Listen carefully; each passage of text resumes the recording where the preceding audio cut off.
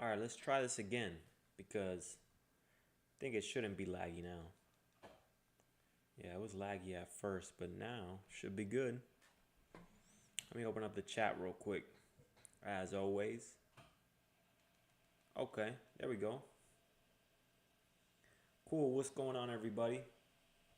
Gather around, classes in session.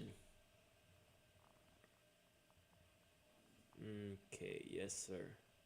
So, we're going to go ahead and get right into this. Hero or heroine. Desire for physical. So, for those of you who don't know, this is the author of Think and Grow Rich, Napoleon Hill, Outwitting the Devil. And I know at first you might think, oh my goodness, the devil, what is going on here? No, it's not like that. So basically, what he's saying is all the things that are holding people back in this society, in this world, what he's doing is he's saying that the devil is what's holding everyone back. And then the devil is giving away the reasons why everyone is being held back. So he's basically interviewing the devil to see what it is that is keeping and holding people back. All right? So it's no satanic, nothing satanic or nothing. Just listen. Physical food. That is an imposing list of bribes, Your Majesty. Do you use others? Yes, plenty of them, but these are my favorites. Through some combination of them, I can enter the mind of any human being at will at any age from birth until death. You mean that these bribes are the keys with which you can silently unlock the door to any mind you choose? That is exactly what I mean, and I can do it too. What happens when you enter the mind of a person who is not yet in the habit of drifting, but belongs in the 98% class as a potential drifter? I go to work immediately to occupy as much of that person's mind as I can master. If the individual's greatest weakness is the desire for money, I begin to dangle coins before him, figuratively speaking. I intensify his desire and induce him to go after money. Then when he gets near it, I snatch it away from him. This is an old trick of mine. After the trick has been repeated a few times, the poor fellow gives in and quits. Then I take over a little more space in his mind and fill it with the fear of poverty. That is one of my best mind fillers. Huh. Let's go over that one more time. Mind. And fill it with the fear of poverty. This is an old trick of mine. After the trick, okay, I intensify his desire and induce him to go after money. Then when he gets near it, I snatch it away from him. So basically, don't attach yourself to an outcome. Don't attach yourself to the result. Basically, just fall in love with the process. This is an old trick of mine. After the trick has been repeated a few times, the poor fellow gives in and quits. Then I take over a little more space in his mind and fill it with fear of poverty. That is one of my best mind fillers. That is one of my best mind fillers.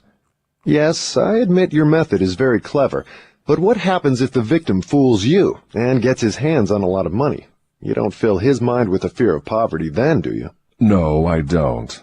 I take over the space by filling it with something which serves my purpose just as well. If the victim converts his desire for money into large sums, I start overfeeding him with the things he can buy with it. For example, I cause him to stuff himself with rich foods. This slows down his thinking capacity, endangers his heart, and starts him on the road to drifting. Then I pester him with intestinal poisoning through the surplus food he eats. That also slows down his thinking and gives him a nasty disposition. What if the victim is not a glutton? What other follies can you induce him to pick up that lead to drifting? If the victim is a male, I can usually snare him through his sex appetite. Overindulgence in sex starts more men to drifting toward failure than all other causes combined. You see that? Overindulgence in sex starts more men to drifting towards failure than all other causes combined. Basically, if you're addicted to porn, basically, if you're chasing women, what are you doing? If you're chasing women, you're chasing sex, right? So overindulging in sex, meaning you don't have any type of dick discipline, is what they call it, is going to lead you down a path of destruction. When you're a man who does not need sex, right? It's okay to have sex, right? But if you don't need it, then you become a powerful man. because you're not tied to what most people are tied to, which is most men is thinking with their dick and letting their dick lead them places where they shouldn't really be, but that desire takes over. So food and sex are two of your surefire baits. Is that correct? Yes. With these two lures, I can take over a majority of my victims. And then there is the desire for money. I'm beginning to think that wealth is more dangerous than poverty, if your story is to be believed. That altogether depends on who has the wealth and how it was acquired. What has the manner in which money is acquired to do with its being a blessing or a curse? Everything. If you don't believe me, take a look at those who acquire a large amount of money quickly, without time to get wisdom along with it, and observe how they use it. Why do you suppose rich men's sons seldom equal the achievements of their fathers? Why do you suppose rich men's sons seldom equal the achievements of their fathers? I'll tell you why. It's because they have been deprived of the self-discipline which comes from being forced to work. Exactly. And that's why when I have a son, I'm not just going to give him all the money. I think it's Bruce Lee. I think it might have been Bruce Lee that said, I can't remember. No, it might have been Jackie Chan. I don't know. I'm not trying to be racist. Just can't remember which one. But I believe he said, I'm not going to give my son any of my money. Why? Because if he's smart, he'll make his own. If he's stupid, he'll just waste mine. And I believe that, like this says right here, someone who acquires a large amount of money, like people who get super rich on crypto, they don't learn the things, the wisdom that it takes to actually get there. Like people who win the lottery, they lose it pretty quick. Why? Because like he says right here, they didn't gain the wisdom that comes through trial and error, learning through your mistakes, needing money, struggling to pay the bills and having to pay the bills and having to figure out a way and pulling it off somehow every single month, pulling it off every single time. That brings you wisdom. That brings you wisdom and knowledge to when you get to that point where you do have a large sum of money, you have accumulated so much wisdom along the way. I'll tell you why. It is because they have been deprived of the self-discipline which comes from being forced to work. Look into the records of moving picture stars or athletes who suddenly find themselves in possession of big money and hero worship and praise from the public. Observe how quickly I move in and take them over in many cases, mainly through sex, gambling, food, and liquor. With these, I catch and control the biggest and the best of people as soon as they get their hands on big money. What about those who acquire money slowly, by rendering some form of useful service? Are they easily snared too? Oh, I get them all right, but I generally have to change my bait. Some of them want one thing and others want something else. Where my purpose is best served, I see to it that they get what they want most, but I manage to wrap in the package something they don't want. The thing I give them is the definite thing that makes them drifters. Do you see how I work?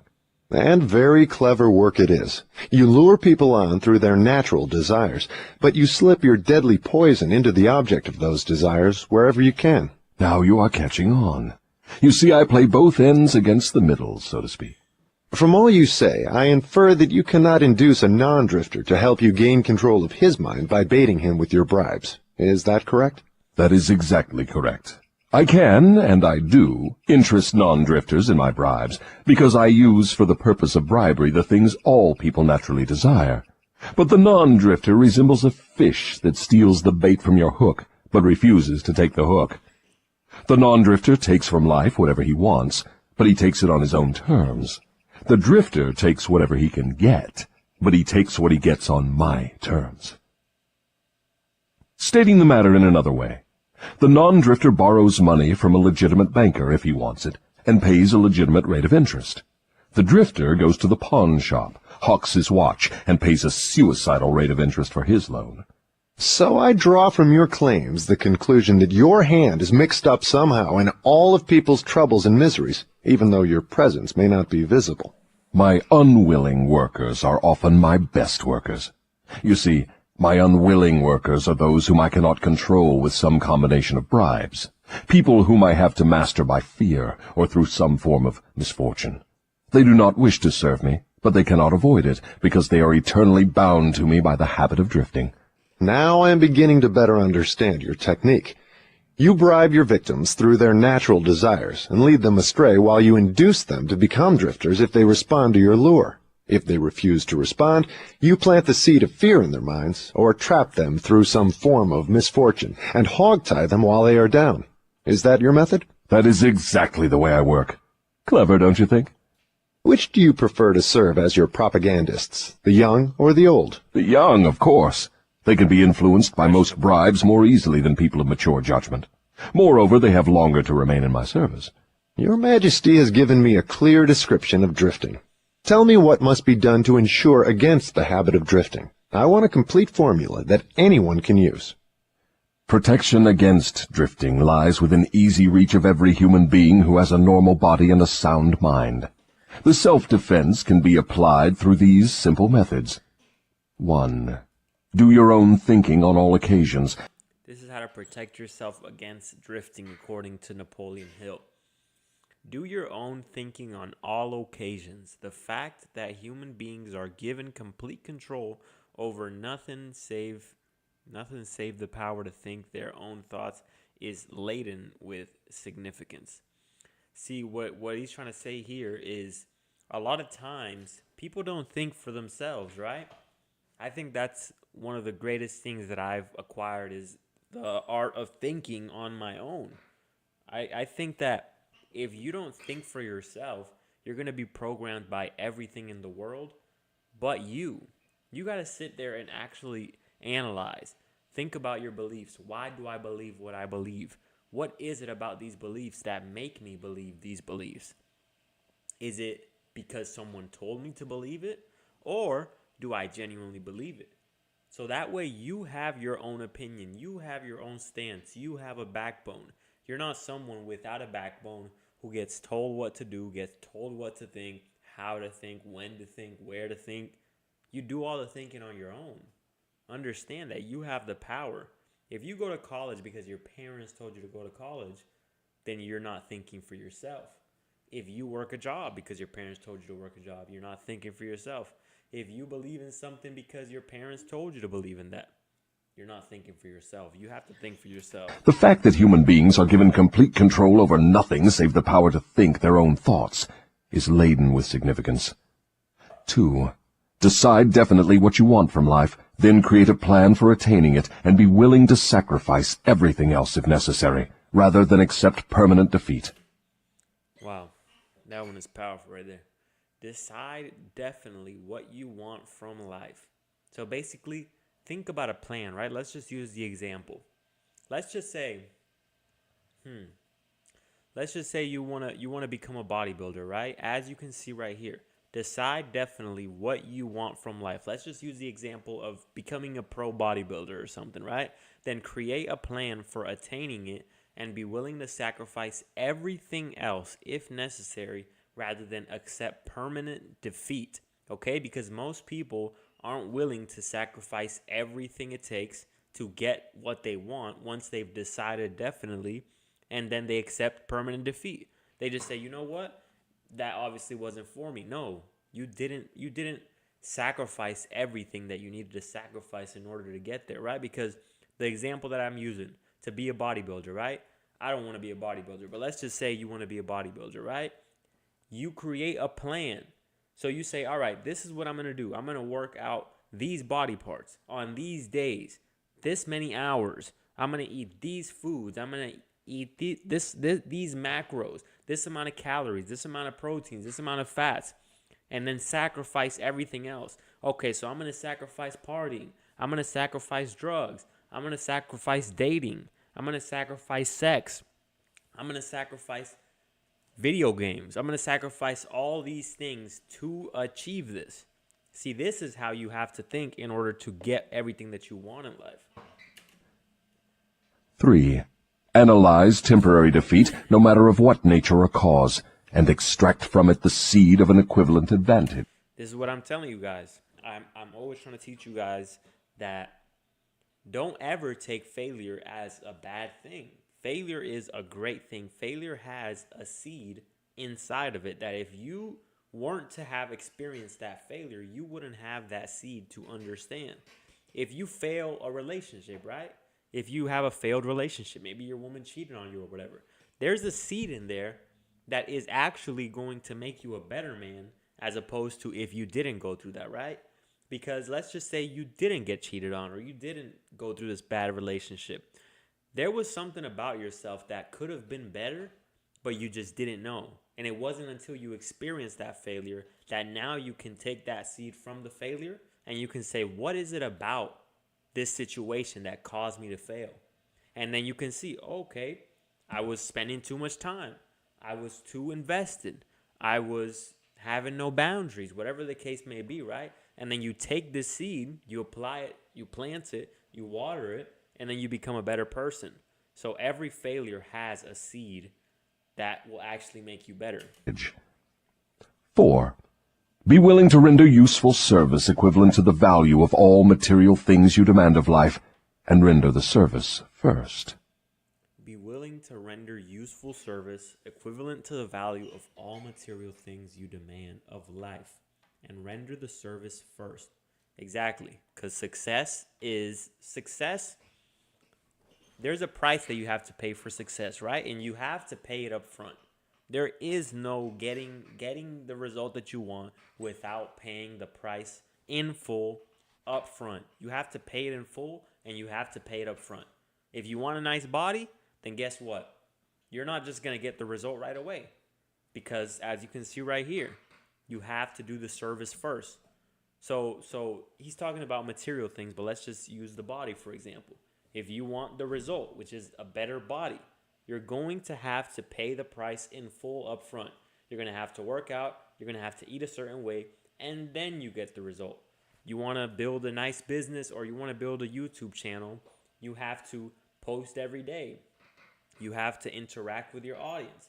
You're not going to get the result until you pay the price in full. 5.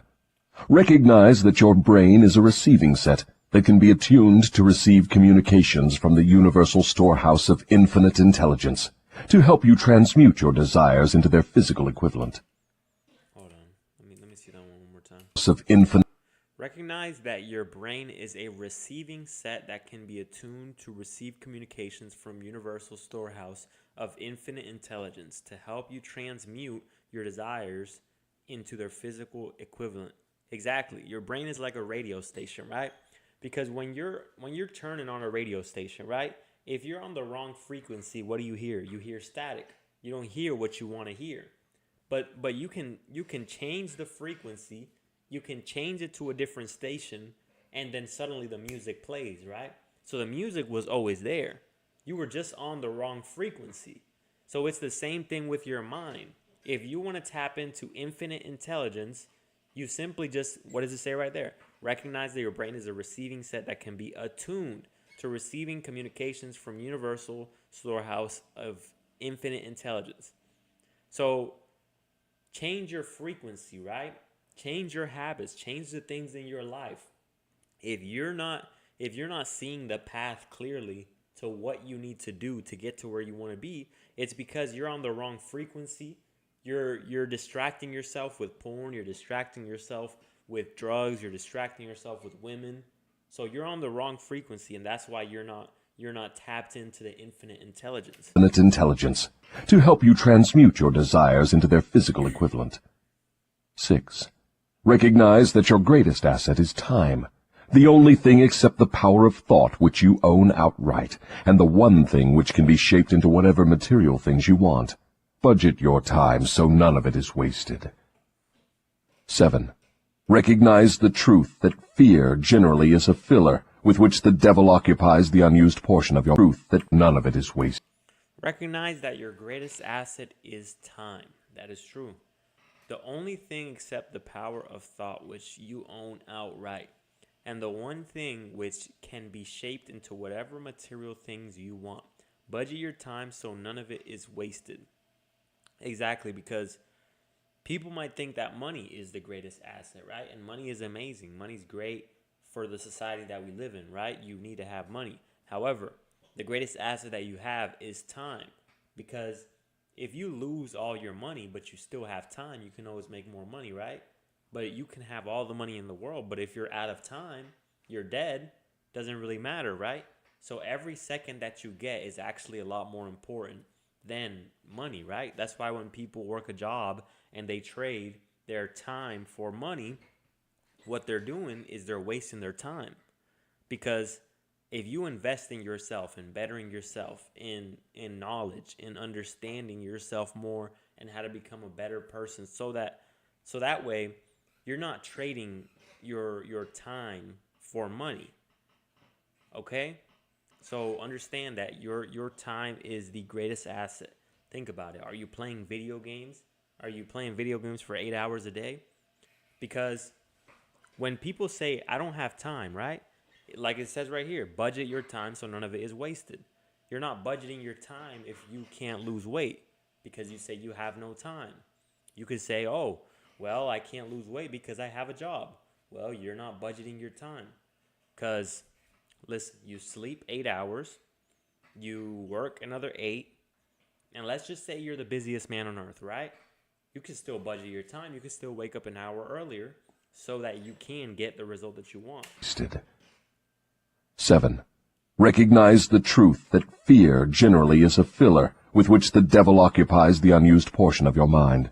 That it is only a state of mind which you can control by filling the space it occupies with faith in your Exactly. ability to make life provide you with whatever you demand of it. Hold on, that was a good one. Recognize the truth that fear generally is a filler with which the devil occupies the unused portion of your mind. That is only a state of mind which you can control by filling the space it occupies with faith in your ability to make life provide you with whatever you demand of it, right? So if your mind is fully operating, right? That's why I say I operate in faith over fear. I have that written over there in my room. I have it written on a little sticky note. Faith over fear. Why? Because if your mind is full of faith, if all your mind is filled with is faith, then you cannot lose. Because everything you do, you step into it righteously with faith instead of fear, right? You're going to start that business. You're going to quit your job and start that business. If you have faith, but the other, like he says, if your mind isn't fully filled with faith, then you still have that unoccupied space. And what is he saying right here? The devil occupies it with fear. So if you have a little bit of faith in yourself and you're going to go talk to that woman, right? But the other half is full of fear. Guess what? If your faith is not stronger than your fear, then you're going to talk yourself out of it. You're going to say, oh my goodness, she's beautiful. But, oh, here comes the fear. Here comes the fear. But what if she rejects me? You want to start that YouTube channel. And you have faith. What if I can make it? But here comes the fear. But what if I fail? So understand that. Understand that you got to fill your mind with faith over fear. It occupies with faith in your ability to make life provide you with whatever you demand of it. 8. When you pray, do not beg. Demand what you want and insist upon getting exactly that with no substitutes. 9. Recognize that life is a cruel taskmaster, and that either you master it or it masters you. There is no halfway. You either become the master of your life or it will become the master of you. Exactly. And that's why when you see someone who's out of shape, they're riddled with addictions, and their life is shit, life has mastered them. Life has subdued them. Life has submitted them. I always say this, that it doesn't matter how hard life gets, and obviously you never hope for these things, but when life gets hard, you can't ever have the mindset of quitting. You got to have the mindset of, doesn't matter how hard life gets, I'm not going to let life submit me. I'm not going to let life make me its a bitch. I'm going to make life my bitch. So you got to master life. Your compromising point. Never accept from life anything you do not want. If that which you do not want is temporarily forced upon you, you can refuse in your own mind to accept it, and it will make way for the thing you do want. That was me when I was working a job. Right? I was a chef. And people would tell me, oh, you're a chef. And I'd say, I'm not a chef. Okay? I didn't want that. I hated it. I didn't want it for my life. And when people would tell me that, I would say, don't put that title on me because that's not what I am. I'm just doing this temporarily so that I can live the life that I truly want later on. So sometimes you got to do things temporarily in order to get what you really want out of life.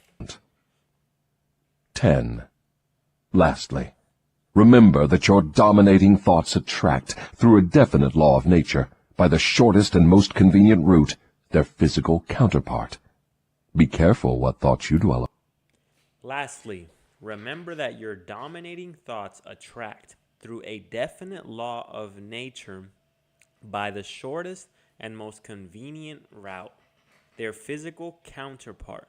Be careful what thoughts you dwell upon. Remember that your dominating thoughts attract through a definite law. I get what he's saying. So basically, whatever you think about most, like I said, faith over fear, whatever you think about most is what you're going to attract. If you're a confident man and your dominating thought is confidence in yourself, your dominating thought is faith that you will get everything that you want, right? You go out there, you try to sell something. You're going to make a bunch of sales. Why? Because your dominating thought is, I'm going to sell. I'm going to sell. Or you want that woman that you see, that she's beautiful, right? Your dominating thought is, I can have her. It's easy, simple.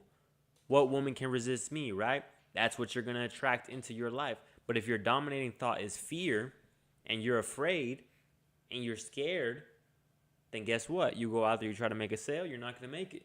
You want to approach that woman, you have fear, then you're not going to get her.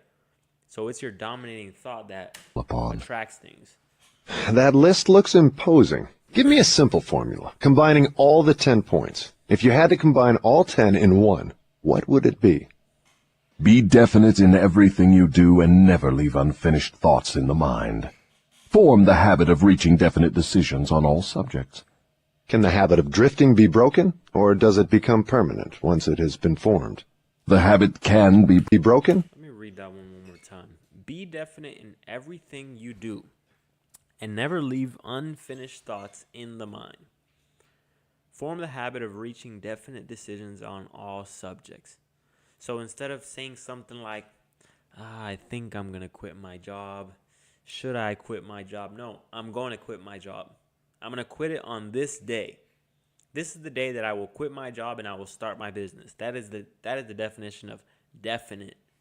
Having a definite thought as opposed to, an unfinished thought. Or does it become permanent once it has been formed? The habit can be broken if the victim has enough willpower, providing it is done in time. There is a point beyond which the habit can never be broken. Beyond that point, the victim is mine. He resembles a fly that has been caught in a spider's web. He may struggle, but he cannot get out. Each move he makes entangles him more securely. The web in which I entangle my victims permanently is a law of nature not yet isolated by or under. That's when they're in too deep. Once a man is in too deep in the habit of drifting, guess what? That man is stuck. That man is caught in that web. That man is never going to get out of that unless he has enough willpower. Once upon a time, I was drifting. I was drifting in life. Everything about me was drifting, right? I was focused on women. I was focused on porn. I was focused on sex. I was focused on drugs. I was focused on not working out. All these things. I was drifting, but my willpower was so strong, right? Because I was addicted to Percocets. One of the hardest drugs to quit is an opioid because it's so strong. It's so strong, and the addiction is very strong. But my willpower to change, this is why I've learned all of this, right? A lot of this I did read in this book right here, Think and Grow Rich. It really helped me out a lot. However, a lot of it has just been through the fact that I can relate to this. Because, like he says right here, the habit can be broken if the victim has enough willpower, providing it is done in time. I was so tired of that. I was so tired of living my life in the passenger seat of my own life and seeing an addiction run my life. So my willpower was so strong. And what did I do? I quit the addiction. I became a better version of myself. I became more confident. My self-talk became stronger. All of this because I had the willpower to change. Understood by men of science. What is this mysterious law through which you take permanent control of people's bodies, even before you take over their souls? The whole world will want to know more about this law and how it operates. It will be hard to describe the law so you will understand it, but you may call it hypnotic rhythm. It is the same law through which people can be hypnotized. So you have the power to use the laws of nature as a web in which you bind your victims in eternal control. Is that your claim? That is not only my claim, it is the truth. I take over their minds and bodies even before they die whenever I can lure them or frighten them into hypnotic rhythm. What is hypnotic rhythm? How do you use it to gain permanent mastery over human beings? I will have to go back into time and space and give you a brief elementary description of how nature uses hypnotic rhythm. Otherwise, you will not be able to understand my description of how I use this universal law to control human beings. Go ahead, but keep your story confined to simple illustrations which come within the range of my own experience and knowledge of natural laws. Very well. I shall do my best. You, of course, know that nature maintains a perfect balance between all the elements and all the energy in the universe. You can see that the stars and the planets move with perfect precision, each one keeping its own place in time and space. You can see that the seasons of the year come and go with perfect regularity. You can see that an oak tree grows from an acorn, and a pine grows from the seed of its ancestor. An acorn never produces a pine, and a pine seed never produces an oak. An acorn never produces a pine, and a pine seed never produces an oak. These are simple things which anyone can understand. What one cannot see is the universal law through which nature maintains perfect balance throughout the myriad of universes. See, like he says right here, a pine seed is never going to produce an oak. So if you have the seed of fear in your mind, you're constantly watering it. You have the seed of doubt in your mind, and you're constantly watering it. But then you want to succeed. You want to succeed at anything that you do in life. You're not going to. Because the seed that you have in your mind is not going to produce the result that you want. If you have the seed of faith in your mind, then that seed will produce the result that you want. These are simple things which anyone can understand. What one cannot see is the universal law through which nature maintains perfect balance throughout the myriad of universes. You, earthbound, caught a fragmentary glimpse of this great universal law when Newton discovered that it holds your earth in its position and causes all material objects to be attracted toward the center of the earth.